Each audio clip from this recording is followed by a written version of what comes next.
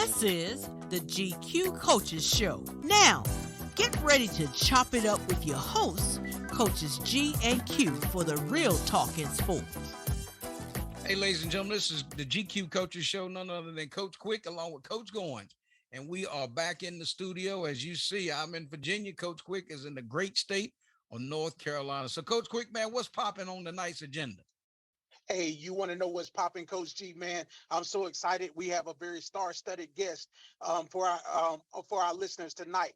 So after this short break, Coach G and I are going to come right back, and we're going to be chopping it up with a dynamic attorney / NBA agent. So make sure those cleats are laced up tight.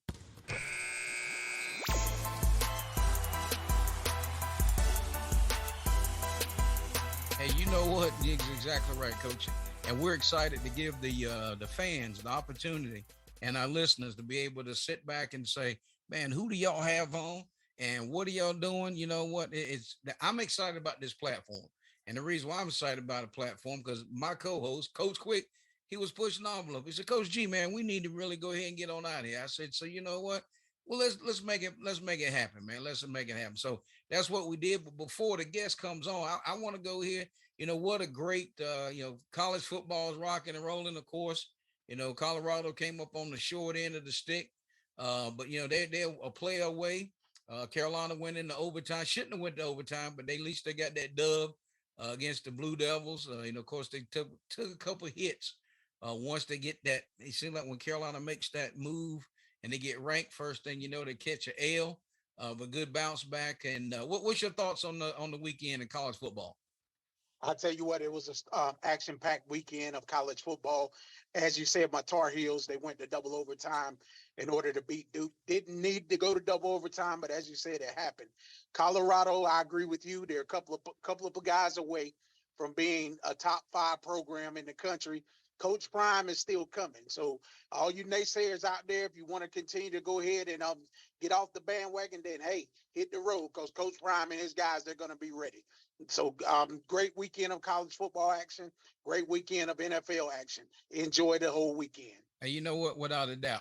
So welcome to the GQ Coaches Show. We have Miss McDonald on, and we just been kind of covering some preliminary stuff. So my name is Coach Lamont Goins. I am currently in the great state of Virginia. So don't let my Steelers paraphernalia behind me think I'm in the Steel City, but I'm in VA. Coach Quick, of course, is in North Carolina. He and I had go all the way. I coached him when he was a young tyke, when he was in high school, and I was coaching at Union Pines High School. So what is it, Coach? 28 years later, so we still chopping it up, and of course he pushed the envelope for us to go, hey, let's get on the YouTube, and we've been with ESPN. We're so excited about those 6 months that we did with ESPN, and we did the podcast. I've been podcasting a little over 5.5 years, and he said, Coach, we really need to stretch this thing and get into the YouTube channel. So this is his main project. So here we are, and we certainly appreciate you, Miss McDonald, taking time out to be with us tonight on the GQ Coaches Show. So before we give you the kudos to tell us your story, I'm gonna kick it over to the hottest co-host this side of heaven, so he can do a proper introduction to our very special guest tonight, Coach Quick. Yes, ladies and gentlemen, I'd like to introduce to some and present to others. She is a graduate of UNC Charlotte, as well as she has a Juris Doctor from North Carolina Central University and a Master of Laws in Entertainment and Media Law from Southwestern Law School in Los Angeles, California. Welcome to the GQ Coaches Show. She's an attorney / NBA agent, Miss Angelica McDonald. Hi, thank you for having me. I really appreciate being able to come and talk to you guys. You know, it is our honor and privilege to be on it. And so reading your bio, so you're originally from Rayford, North Carolina. Is that correct? Yeah. So you went to Hope County High School? I did. So we're not gonna hold that against you. My hometown is my hometown is Southern Pines. Look, let's not even start with the right parade, okay? Okay, so we're gonna now what I'm gonna date myself. I graduated from Pinecrest back in the 80s. Coach Quick was at Union Pines. You graduated when, Coach? 1996. 1996. And Miss McDonald, so seriously, so you went to Hope County High, right? I did. All right. So let me ask, did you know, what was the Oh my gosh. I'm sitting here and just absolutely just his name, Greg. Oh my gosh. He was a great basketball player when I was in Hollinsworth. Did you know any Hollinsworth I from know Rayford? Collinsworth, but he might be been before me. I'm sure he was. I'm sure I got both of you guys. Hey, so if you don't mind, we'll go ahead and just open it up. Okay. Tell the listening audience who Miss McDonald is. Who is Angelica? Well, of course, I'm originally from Rayford, North Carolina, small city in southeast North Carolina. It's not, we are not that small. Maybe that be. We've grown quite a bit, but small city girl. I would like to say small town, but small city girl. I've always had aspirations of working in sports. It actually started out as me wanting to be a college basketball recruiter, funny enough. I've been like really into sports and playing sports since I was little. Like both my parents are star athletes. Like my mom is a 3-time all-state track hurdler. So, and my dad, 3-sport athlete. He was really great in football, basketball, and baseball. And, it just kind of runs in my blood to be an athlete. I ran track, I cheered, played basketball. So it just made sense for, I guess for me to be really into sports, but I was really into like the rivalry between Carolina and Duke. So like even back to like I can remember my 10th grade chemistry notebook, it had Battle of the Blues on it and it had like the whole roster. Like it was just bananas. I was so into it, but I eventually I ended up deciding that I wanted to be an agent. My god brother's dad actually rest in peace, but I remember I was over their house and he was like, I really think you have the personality to be a sports agent. Like you're so into it, you're really passionate about it.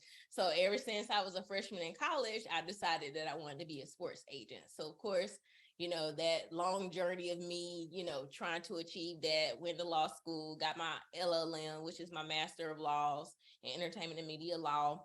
And I opened my law firm in 2016. So I've been practicing since 2015, but within my own business since 2016.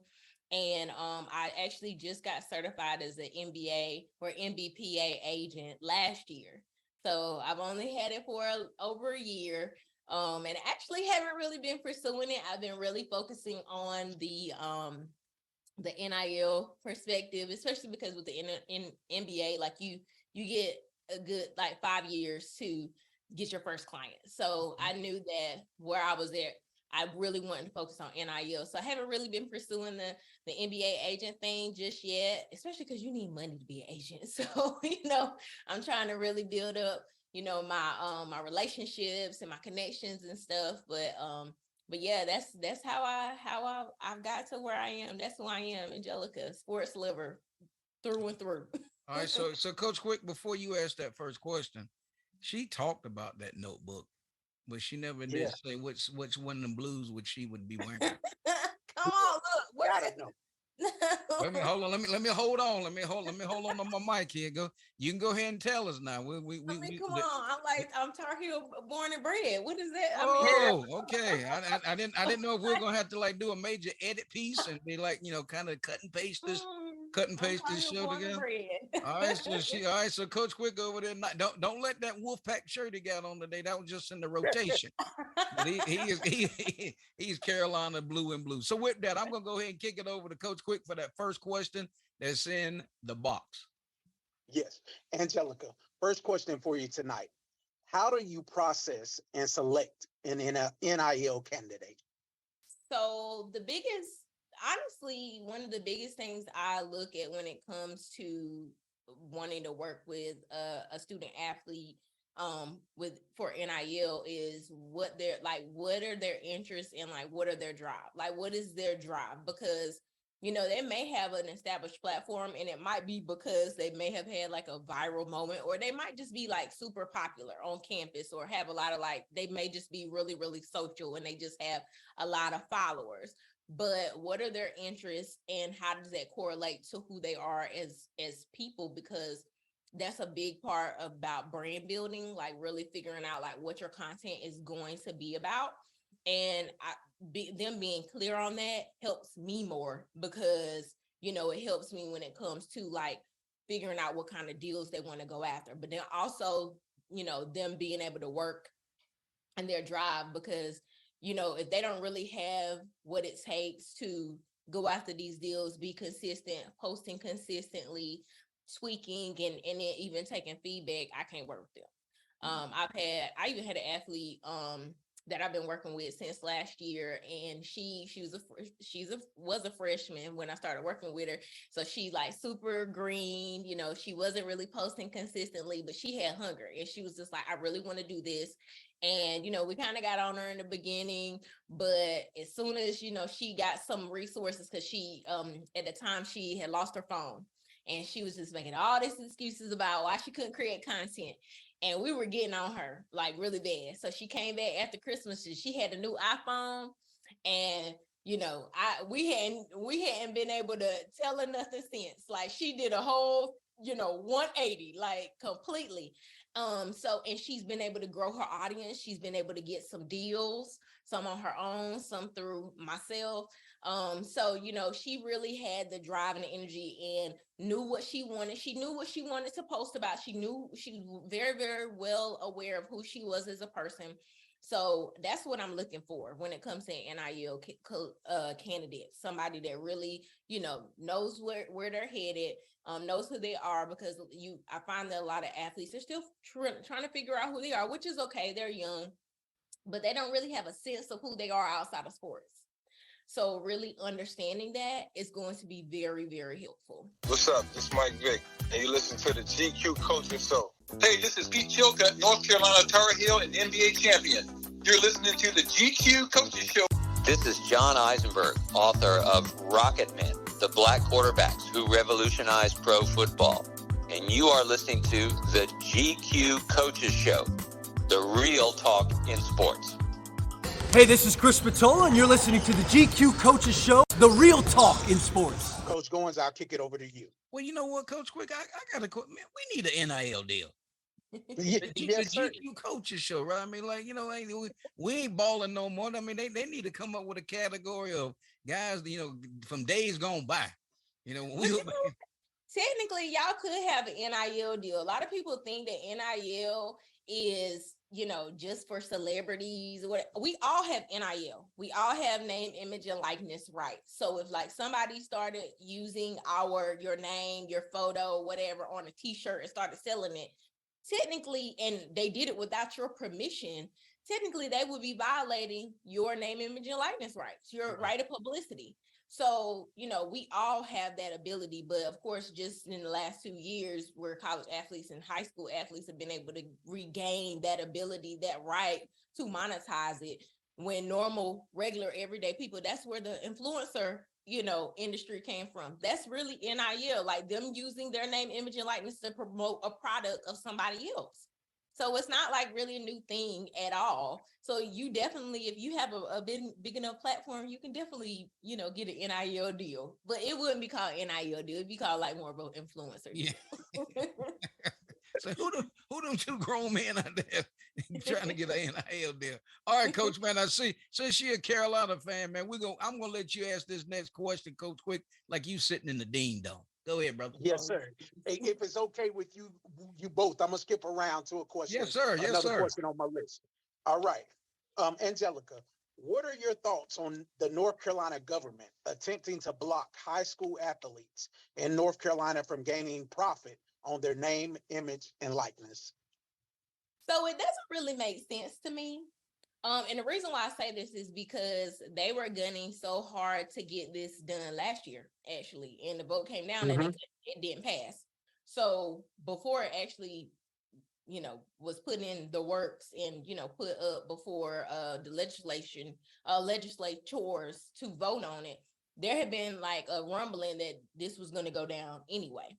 And that they were upset with the slow moving of the North Carolina High School Athletic Association, because this was something they wanted last year. So at this point, I just think it's weird that they went through all of this to get it to where it became law, but then they took away the power from the North Carolina High School Athletic Association and tried to put the power into the State Board of Education, but we haven't had any movement. Where's the movement? Like, if y'all wanted it so bad, where was the plan? Where was the movement? And now it seems like it was just more of a power pool, and they were just trying to take power and show who got the big kahunas, right? Right. So at this point, I think it's been completely a waste of time, because in my mind, like, if you weren't really trying to go actually follow through with the whole thing, then what was the point of all this? I've literally had people asking me, when they found out about it, people were trying to get things in place, and then it was like, so where are we at now? I think it's left a lot of people in disarray and confusion, because it's like, I thought it was in place and now it's not, and we ain't heard nothing about it. Like, it creates so much unnecessary confusion. So I think they need to go ahead and push this through, especially when it comes to them being able, I know like a big part of it was them being able to compete with other states that are huge in sports, right? So at this point, we're still behind the 8 ball. And it is still not, I guess, technically law or, in effect. So I think that they need to get on it. Honestly. Oh, I completely by agree with next you. fiscal year, like, we need to go ahead and have this wrapped up. I agree, because as you said, especially if you're trying to compete with other states, Coach Goins and I had 2 young ladies who are sophomores in high school, who worked out their own Puma endorsement deal, Oh, cool. through their father. And that, I thought that was pretty awesome for these young ladies. So I would love to see some of the kids in the state of North Carolina be able to profit off their name, image, and likeness as well. Exactly. And I think Yeah. it's just great training ground for them. So much, like, and it doesn't have to be like them doing it as hard as maybe a college athlete, but I think it's great training ground, great time to get their feet wet, start with like the building of their personal brand, so that when they get to that college level, it's like easy. Like, they already know what to do, what to expect. They kind of already have a vision of where they're trying to go with it. And it just makes everything smoother and going in with a plan, which is why, like, I advocate so much of starting, NIL education at the high school level, so that when they get to college, they're already prepped and primed to engage in those opportunities if that's something that they decide to do. So it's so amazing. Last week, I actually had a conversation with some parents in Georgia. And I've been doing some sessions, and, again, we're behind the 8 ball, because this is stuff that I should be talking to our parents about. But it's like, when we don't know what timeline we're on, like, what am I supposed to do? A lot of times people are ready to get moving. You know what I mean? They don't. If you give them information and you don't have a way for them to act on it immediately, it kind of goes into the background and they kind of forget, So it's just, I'm just ready for this to like be a full green light, instead of it just kind of be like, hi, psych, we're playing, So Exactly. I'm ready for this. Absolutely. Coach Goins, I'll kick it over to you. Yeah. So when you left Hope County, Mm-hmm. and you went to like Charlotte and them 49ers, right? Isn't that where you that's where you went It to school? is. Then you pledged Delta Sigma Theta, is that right? I did. All right. I did your research. Well, Absolutely. listen, this is the GQ Coaches Show, right? Hey, when you balling with us, we trying to get that NIL deal. All right, so you went out, you pledged Delta Sigma Theta, and you wear your blue, I mean your red, I almost said blue and white, I'm thinking something else, but in the red and white, you go and you're hanging out. So in that, so tell if you don't mind, share with the listening audience the benefits of when you go join that sorority, the fellowship, how the networking, you able to go, and this sister's over here, this sister's, how does that open doors, and what is that whole concept, and how has it benefited you in your personal life? Oh, goodness. Where do I even start? Honestly, and I'm like a first generation, like, so nobody in my immediate family was in a sorority or a fraternity, so I was the first. But my cheerleading coach in middle school was a Delta. Okay. My choir director when I was growing up was a Delta. So I didn't realize at the time that I had been honed by Delta. They had played such a big, part of my upbringing. So when I went on campus, my freshman mentor was a Delta. So, I identify so much with the sorority. And then like my line sisters and I, we are so like, I couldn't even imagine my life without them. They are literally like my sisters. We love like sisters. We fight like sisters, but not physical fight, but we argue like sisters, like Sure. how I will with my younger sister. But the relationships, I can't tell you how many people I've met through somebody that I knew because of our affiliations with like being a Delta or even in the Divine Nine in general. It's just like a level of respect and a level of, I guess, eliteness, maybe. It's something that not everybody can do. And that's just the bottom line.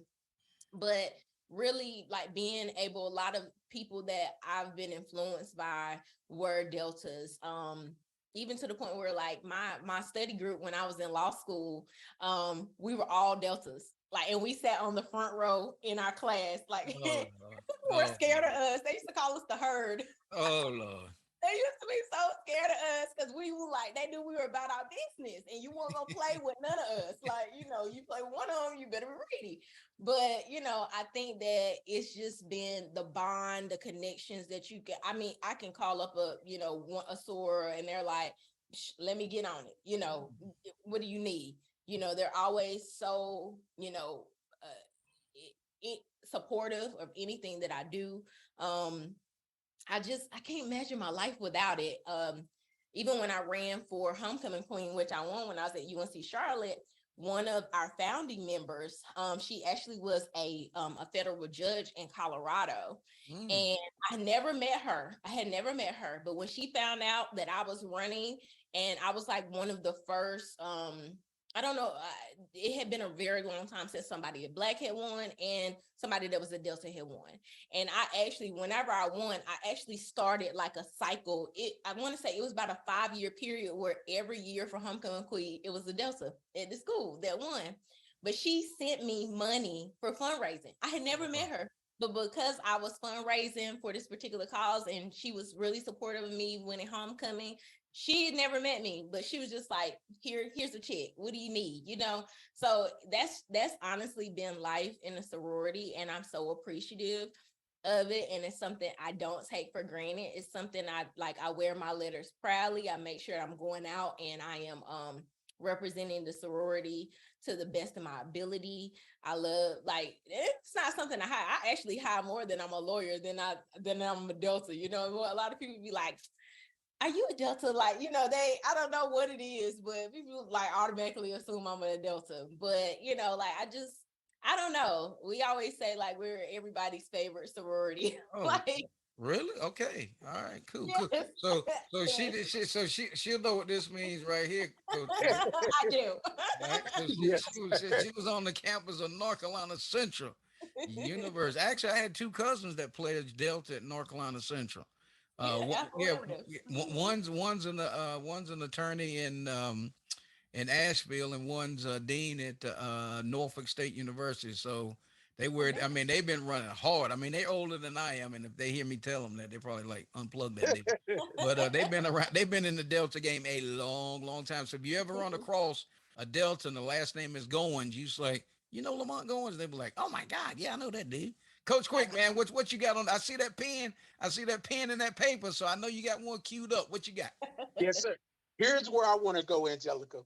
When you're negotiating an NIL deal for a student athlete, okay, and I know that you're educating them on how to get the NIL deals and how to handle their business when they do this.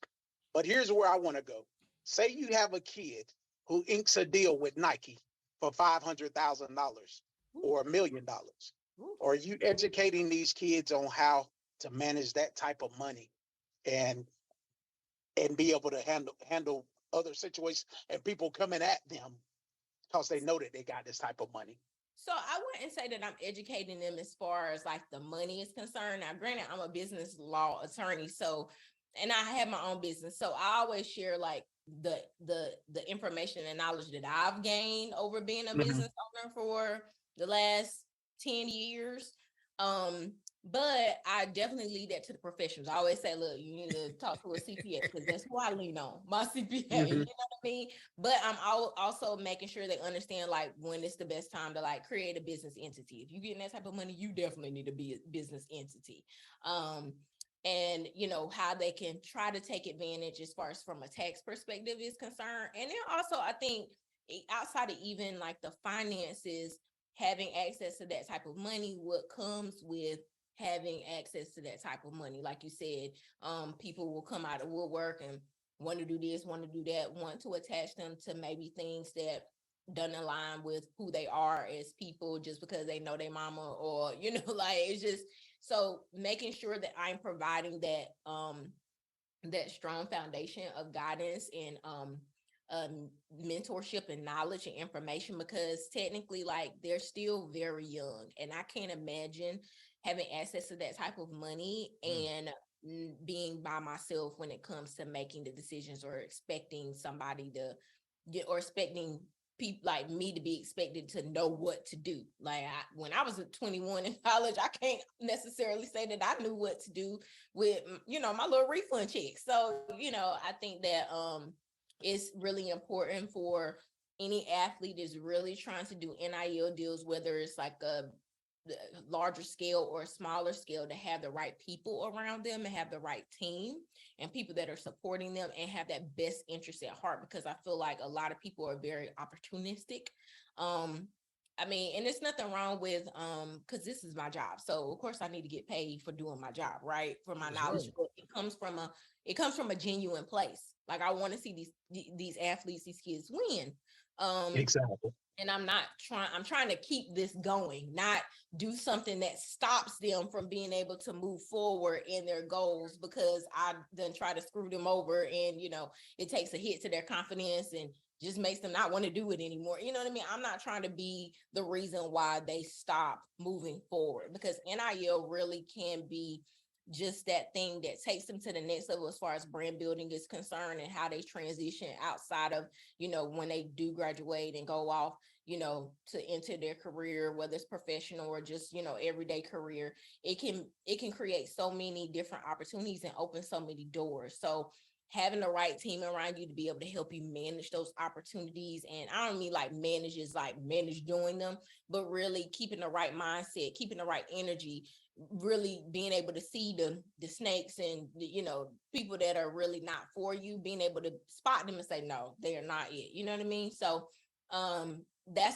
that's where I come in as far as guidance. I don't really give them financial advice. Again, I give them advice as far as I can, you know, give it to them. And then I say, look, you go to the experts because I'm not that. I didn't do all that well in tax in law school. So that is not my, you know, my strong suit. But yeah. Yes, ma'am. And I think my reasoning for asking you that is we've seen that on the college athletic scene, there's been kids that's been offered $5 million to leave one program and go to the next. And to be honest with you, I think that's what exactly happened to the University of North Carolina basketball program last year when they were picked to win the national championship. They imploded because these kids had never seen this much money. And they had never seen it. They couldn't grasp the opportunities that were being presented to them. So I think that helped them implode to a degree as well. Coach Goins, I'll kick it over to you. Yeah. So, and that, Ms. McDonald, so when it comes to that, what sport is there a sport that you see kind of like leading the pack? Is it dominant football? Is it basketball? Is it what's the flavor that really people go after when the kid is out there trying to market themselves? So football definitely is the top sport, but I'll say this too. It also depends on where they're getting the money from. Okay. So when it comes to most NIL money, it comes from out of collectives. It doesn't come from brand deals. It comes from collectives. And that's football is number one. Football is still number one from the brand deal side, but as far as compensation from the brand deal side, it's a little different versus just that money coming from a collective. But definitely close behind it is basketball, men's basketball and women's basketball. And actually, like the first year of NIL. Women's basketball was number 2. Wow. It's now falling to number 3, but women's sports is also on the rise. And Yes, it's a it is. lot of conversation, and it's notorious that women, they're not getting a good bit of their NIL money from collectives. And that's been a conversation too about, the Title IX issues when it comes to the collectives. Are they only focusing on certain sports? Is it, is it even as far as like their attention and trying to only help the guys and not help the ladies? And so that's that issue. Be on the lookout for that, because that's something that could possibly come up from a Title IX perspective. But women's sports are definitely on the rise for sure. And it's not surprising to me because traditionally, like, women are better advertisers, like from an influence standpoint. Think about it, like, beauty brands, they know how to talk. People are enticed about how they look or how they say things or whatever. And even being creative, so that's not surprising to me that women's sports are definitely rising, but definitely from the brand deal side. From the collective side, not so much. And that's even with my collective, like we really wanted to make an effort for people to know, like, that we don't care what sport, we're going to focus on everybody evenly and equally. We've even had people reach out to us to say, we want to just work with the women athletes. We don't want to work with the guys. We want to work with women athletes. So, it honestly just depends on the brand or whoever the collective or whoever it is. But traditionally, like, the collectives definitely focus on more of the men's sports. Wow, man, that's and I see it. I mean, you turn on the television, what's a guy really gonna advertise besides a sports drink, maybe a vehicle? That's quite a bit. And it's just like, okay, so I mean, and I get it, but we know there's a whole lot of money. And again, people say, well, I don't agree with it. Why not? I mean, if you paying coaches millions of dollars, coaches get all of these tailored suits, they get, courtesy cars, and, kids have to eat in the cafeteria because they're called after, the lights are on, and I'll use this phrase, the lights are on in the Dean Dome. And after the Dean Dome and they're walking back to the dome, they're college students. Mm-hmm. And I get that. I mean, it's nice for them to have to go out and can get something to eat and not have to wait till the cafeteria opens the next morning. So with that, Coach Quick, I see you. I see you ready to shoot that tray ball over there in the corner. So what you got for us? Yes, sir. Ms. McDonald, that your last comment sort of lead into my next question. How do businesses become interested in being involved in an NIL platform? So when you say platform, what do you mean? Like, how do they want to get involved with endorsements and endorsing these student athletes? So it depends. It's a few angles that can come from it. Like, they can reach out to the athlete on their own. They don't necessarily have to go through anybody. They can reach out to the athlete. They can reach out to a collective. There's been a lot of people that have reached out to us and said, hey, I want to work with maybe a particular athlete, or they know that they want to work with some athletes and they have already squared in on who it is, but they've never really done it before and they don't know the process. So they don't know, like, how this all works. So we make it easy for them, and we help facilitate NIL deals. So not that we necessarily create them, but we serve as that middleman, that the liaison, because when we work with the athletes, so we are more, I guess, more zoned in on them and, different things, even when it comes to figuring out what kind of activities they should do, who's the best one for this type of deal, or, based on their interests. So some like, basically, I mean, brands can come to us, and then they can go through a marketplace. So they have what's called like NIL marketplaces. There's tons of them. I'm not even going to try to start naming all of them. There's a new one that pops up every time I turn around. But there's marketplaces that basically put a deal.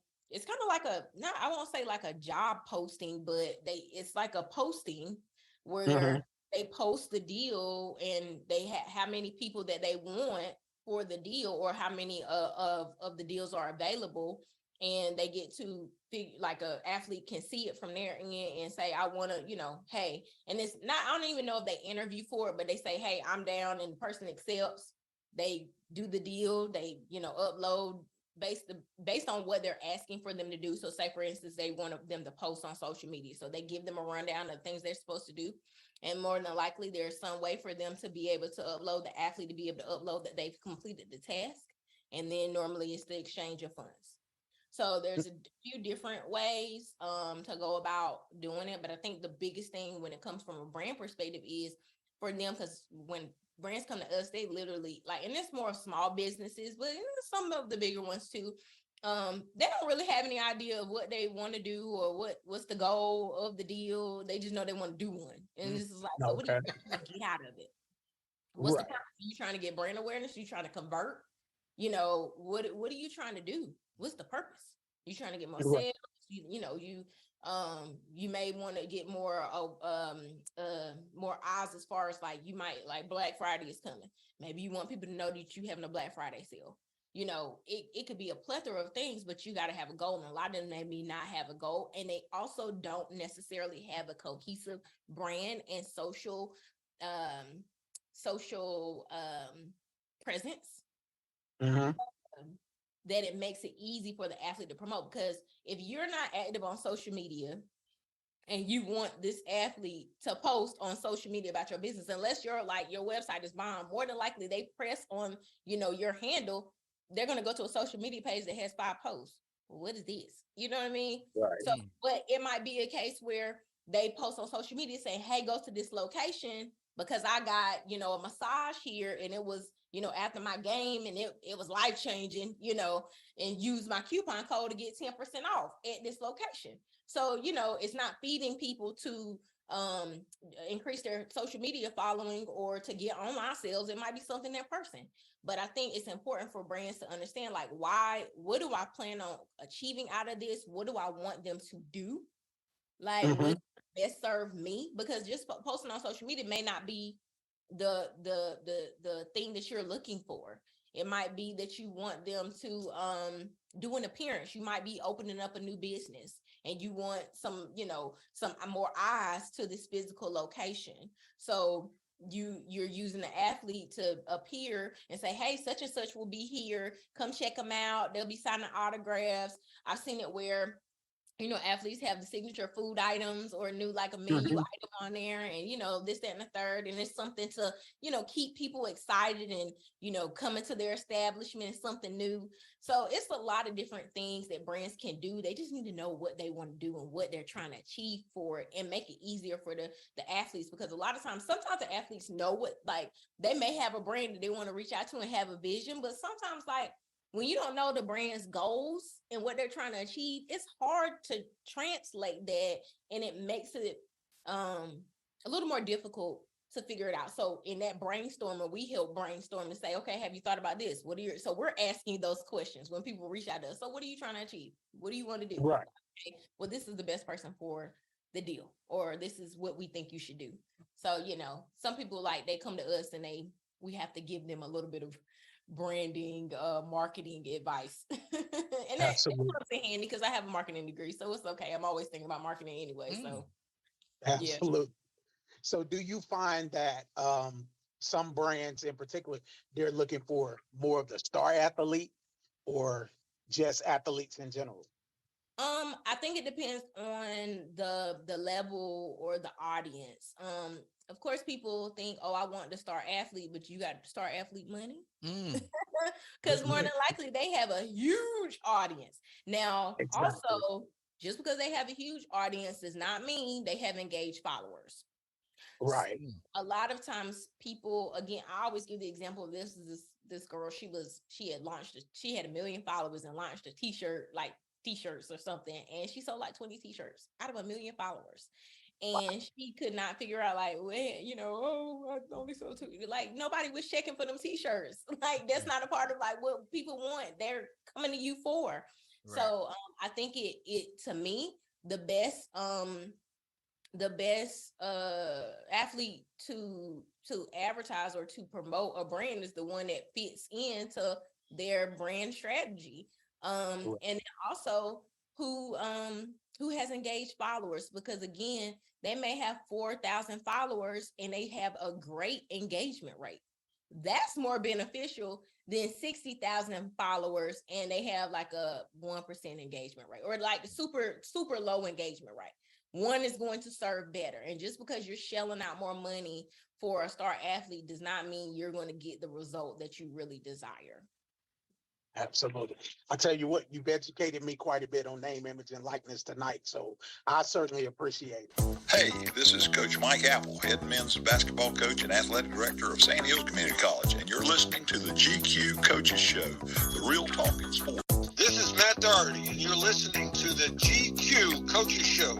This is Bobby Collins, the head men's basketball coach at T. Shaw University, and you're listening to the GQ Coaches Show, the real talk in sports. We're listening to Coaches G and Q chopping it up. Man, you know what? Man, you got my wheels turning, Coach. Man, we need a GQ burger. You mean, can you imagine walking in the restaurant? Cool. Somebody say, what you want, man? Say, hey, man, let me get one of them GQ burgers right over there, man. It's good when you eating that ball. When you go in there and you want to watch a good ball game, get you a GQ burger. I'm saying, so I'm Yes, clowning. sir. I'm See y'all hosting a live show somewhere, somebody like a burger joint or maybe a bar or something, or wherever that people, that watch, sports, and y'all host a live show and y'all have that would be cool. See, you see how easy that was? Boom. Absolutely. Okay, guess what? We're gonna hire her tonight, Coach Quick. Yes, We're sir. gonna go ahead and get this, get that initial consultation, and go ahead and get that retainer fee, and we'll go to Hope County and by way of North Carolina Central, by way y'all of have to UNC find Hope Charlotte. County. We can do it on Zoom. Y'all ain't got to try. All right, so here, as we start winding this thing down, and what do you see in 5? I'm gonna do a little vision casting. Ooh. Where's Miss McDonald in 5 years? Ooh. Now I did not think you were going to ask that. I thought you were going to ask where's NIL in 5 years? No. You yeah. I mean, you're driving it, right? So wherever NIL is, I'm sure you're going to be attached to it. I hope so. I hope so. I hope to be one of the industry leaders, especially given the fact that there aren't a lot of Black people as far as industry leaders is concerned, especially Black women. Love to be one of the industry leaders for NIL, but also hope to be bringing more awareness to HBCU athletes, HBCU athletes, and their abilities to be just as deserving of NIL deals and opportunities than any other school, Power 5 school, any other athlete. But then also really honing in from my speaking and my education, I guess perspective. My first career that I wanted was to be a teacher, funny enough, and I got away from that. But clearly, I can't get away from it too much because I'm naturally like a educator. Like I'm naturally, just trying to help educate people on certain subjects. I do it with my law degree all the time. So I see myself teaching. I would love to start a sports law clinic at North Carolina Central University School of Law. So I would love to do that. And I would love to speak more, and I would love to have the premier HBCU NIL collective that helps get NIL deals, but also contributes to the education of HBCU athletes across this country, because education is the number one factor that will drive success when it comes to NIL and personal branding and beyond. And with our HBCU athletes, we know that majority of them won't go to the pros. So preparing them for the next step and even them utilizing this opportunity to be able to engage in NIL deals is so important. So I'm just trying to bring more awareness to that. And I'm looking to speak in more schools and just create multiple streams of income. I honestly would love to just kind of put my law firm on the back burner or just do law whenever I would like to, because I'm so tapped into this and I feel so much joy when I'm speaking to athletes and doing interviews like this, because this is my thing. This is my jam. I get so excited about it. People when they hear me talk about it, they're like, that's what you need to be doing. This is what you need to continue to do. So I want to continue to walk in that. So I'm hoping that, all of everything that I'm working towards and all the, the different seeds that I'm planting, they start to bloom and harvest very, very soon. So hopefully they'll be harvesting in the next 5 years. Well, you know what, bottom line to it is, and you said that eloquently, and what comes to my mind is it's our responsibility to break the ground and put the seed in, right? Then it's up to the man upstairs. See, the only thing all right, just if you believe, and I use this analogy all the time, people kind of knock the minister that ministers that have airplanes, and they say, oh, you shouldn't listen, okay. Only thing they say is believe God for the plane. They ain't ask him how to pay for it, right? Yeah. So what we got to break the ground, plant the seed, and he's going to do what? He's going to bring the increase and everything that we're supposed to do. So, it's our pleasure. Don't forget, the GQ Coaches Show. We're, we just not based. I'm not just in Virginia. We mobile. We've been on the campus of Fayetteville State University, doing at the Capel camp. So Coach Quick and I we'll pull up on a joke in a minute. We might need to talk about that. I'm yes. have y'all at so I created Rise HBCU, we created a conference specifically for HBCU athletes. There is no conference specifically for HBCU athletes. So we had our first conference in June. We're planning on announcing people. I said I had updates, but I didn't say what they're about. But we plan on announcing this week the dates for next year. So we have a lot of things that we're adding to it. So definitely I would love for y'all to come down and maybe kind of do a live show or something like that. And I don't know. We can talk about it. Ain't no but that's what we did. We just like I tell you, the only thing we do is chop it up, right? And somebody says, man, and that's the thing, people don't realize, and we'll just, sometimes if you don't toot your own horn, it doesn't get tooted. People's like, man, how do y'all? And I said, you got to realize, I said, Coach Quick and I've been we've been together for 28 years. Yes, sir. Right. So as a player, as a former coach and a player, we go back to, I used to take this young man home every night. Right. Yes. So it didn't, right. So in that whole I have thing, a wonderful relationship. Yeah. So when we sit behind these mics, it's just, and somebody says, is it hard? No, it's just people say, well, you interview. No, we don't interview people. We just have a conversation, right? Oh, we've never met you, but we know that you North Carolina Central. We know you're Delta. We know that, from Hope County, them Bucks right off, 211, take it right. And you right down there and go there by, what was that? Virgil's Drive, right? Virgil's yeah. something. Have you ever eaten at Virgil's? I go there and get the Virgil's and Miss Hardaway, she Pastor Hardaway. On the corner there, she sell her herbs and spices. So if you ever in Raven, no, but in that, and that's what I think a lot of times people think, people, man, how do y'all do?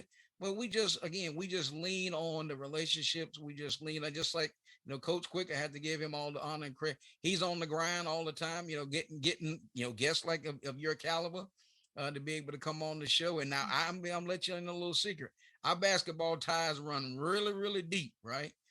In the NBA, college, all the way down. So if we can ever be of assistance to you, like I said, some of my friends are still in the NBA. Look, I'll be emailing you tomorrow. So with that, like you said, I don't waste no time. Oh, that's it. I mean, and you know what? And I always tell people it's all about networking. It's all about connecting the dots, and you never know how people's paths cross, and that comes through conversation like this. So with that, what I'm going to do, I'm going to kick it back over to you, Ms. McDonald, for your closing comments.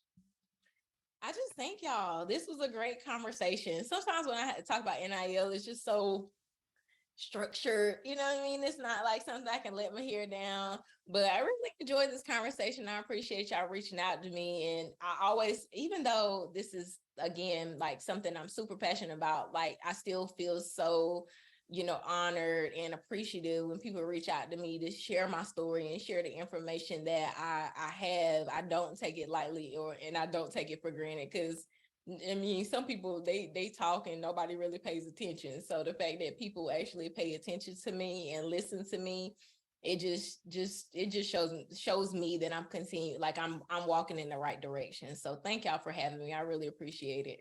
And before Coach Quick, how about can you give us your website so if people are interested from that, go ahead and this is your cameo appearance. So go ahead and give everybody your information.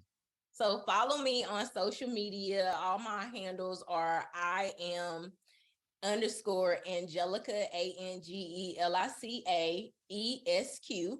I'm on Instagram, on Twitter, I'm on YouTube. I have a YouTube channel too that I've just begun reviving. So I'm posting a little bit more consistently now. So I'm trying to grow that. And then for legal services, if you need any legal services, I do business law, trademark, sports law, and I handle real estate closings in Holt County, Cumberland, and Moore County. So if you need any, and I do some traffic tickets too. So if y'all need any help, and then also my collective, my NIL collective that's specifically for HBCU athletes is Rise HBCU. So you can add any handle online. We're all over the place. So Rise HBCU. Excellent. Coach Quick, you know where to take us. Yes. Oh, my law firm. Hold on, my law firm. My law firm is McDonald Law. I completely forgot. McDonaldLaw.legal. McDonaldLaw.legal. Coach Quick, all right, Coach Quick, your comment. Yes, before we go, I'd just like to give a shout out to our former guest, Coach Maurice Huey from Douglasburg High School. I basically got your information off his Facebook page, and so I had to reach out to you once I seen that you were an NIL collective and an attorney. So I had to reach out and get you on our show. I just like to say I bid you Godspeed. And as a Hope County resident for the last 22, 23 years, I hope to see you soon in the county. And I just like to say to you in regards to the seeds in the ground, you've been faithful over a few things, and God is about to make you rule over many. So just continue to hold on. Now, for Coach Goins, our very special guest, Miss Angelica McDonald. She's an attorney / NIL collective. And for myself, Coach Quick, we'll see you in the locker room. You have been listening to the GQ Coaches Show with Coaches G and Q, the real talk in sports.